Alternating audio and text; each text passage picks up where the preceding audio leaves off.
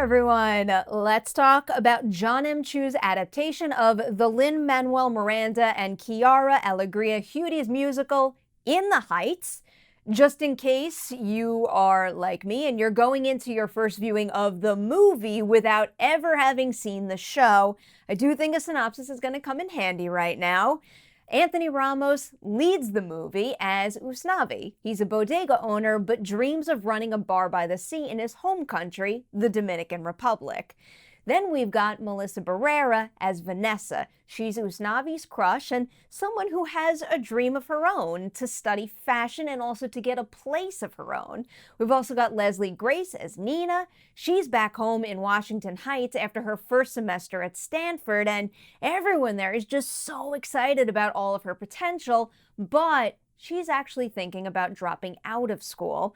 Then there's Corey Hawkins as Benny, who's got business ambitions of his own and also hopes to rekindle his relationship with Nina. Yes, that was a whole lot of synopsis I just gave you there, but I do think it highlights something about the movie that was both impressive, but also did contribute to one criticism that I have, but admittedly, it is a criticism that I suspect might change or dissipate after multiple viewings. So all those characters that I just named in the synopsis, that's only scratching the surface of the ensemble of In the Heights, and given that, I am very surprised and impressed by how much ground this movie covers, and how many different situations it explores, and how it all contributes to making Washington Heights feel like a very full, true community, one filled with unique individuals going through different challenges and with their own dreams and goals, but also a group of individuals who come together to form a shared support system. But by focusing on so much, it did make me feel like it was a lot, and maybe too much to fully soak in and appreciate all of the arcs in just one viewing. Why I hope and why I suspect that might change, though, is because when the movie was over, I didn't feel like I didn't get a full experience out of it. It was almost the opposite. I found so much to love and celebrate that it has truly given me the urge to come back and maybe even keep coming back for more watches so that I can soak in every single ounce of it.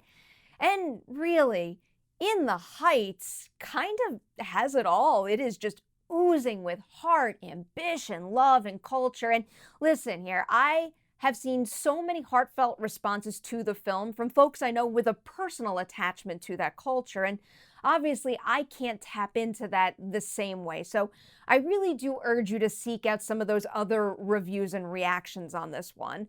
But from my limited perspective, from where I'm standing, my heart was just bursting with pride for what they accomplish in that respect, and also gratitude for letting me share in it. Rolling through some of this excellent ensemble right now, Ramos is just such a strong anchor here. There's just something so warm and magnetizing about him, and given what I said earlier about this film focusing on so many characters, it really emphasizes the great value of having someone like Ramos at its core. And yes, some of that does come from the script, but Ramos definitely contributes big time to Usnavi being a character who helps keep you centered when you're right smack in the middle of a big, bold, colorful musical like this. I was also really taken by Leslie Grace's work here as Nina. Really, everyone in the ensemble is great, but there was definitely something about Nina's situation that struck me especially hard. This idea of balancing her own ambitions, the pressure she feels from family and neighbors, and then also what she winds up dealing with at school. Grace just really successfully conveys and gives the viewer access to what Nina's feeling, the pressure that comes with being pulled in different directions like that. It's one of those things where you wish it was easy to just, I don't know, flip a switch, give Nina the simple solution or an easy answer, and the thing is, there just isn't one. And watching Grace navigate that is probably one of the strongest arcs of the film. Now, it's just impossible to bring up Nina without next mentioning Corey Hawkins as Benny, because wow, do the two of them have chemistry? It was something else. And also, just as an individual, he was so electric as Benny. He brings so much life and energy to this movie. I truly haven't stopped thinking about how much we need Corey Hawkins in more movie musicals since seeing In the Heights. I've also got to give one more quick cast shout out here before moving on to the direction. Daphne Rubin-Vega, Dascha Polanco, and Stephanie Beatriz make such an utterly delightful trio. I wouldn't say they get the meatiest storyline compared to some of the other characters, but even when a scene isn't about them, your eye is always drawn to them. Their presence throughout this movie is undeniable. Now for Chu. He's just got it across the board. The value of having a director who knows how to craft big, elaborate song and dance sequences, and also how to best support his cast work during the quieter, more intimate scenes is on display big time here. I'm down for a fun, music-driven spectacle any day, but Chu's ability to capture just the right amount of nuance and sensitivity, in addition to those big celebratory musical numbers, just very much elevates the heart of this movie. But of course, I've got to talk about those music sequences because, I mean, I guess excuse my language here, but holy shit, talk about incredible, distinct choreography that's operating full force in every single part of a frame. Pretty much every single frame of In the Heights is loaded with color, spirit, and just is hugely invigorating. All right, I'm going to give In the Heights 4 Deweys out of 5 on the Dewey Decimovie scale.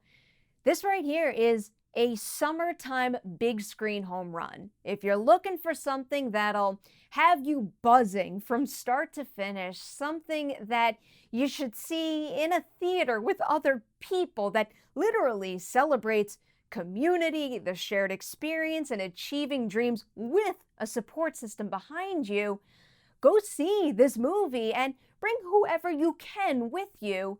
Again, we're talking about a long movie. It's nearly 2.5 hours long, and it felt like a lot to me. I certainly got enough out of my first viewing, but I do wonder if the storylines will wind up feeling more robust the next time around. So that is where I leave you on In the Heights.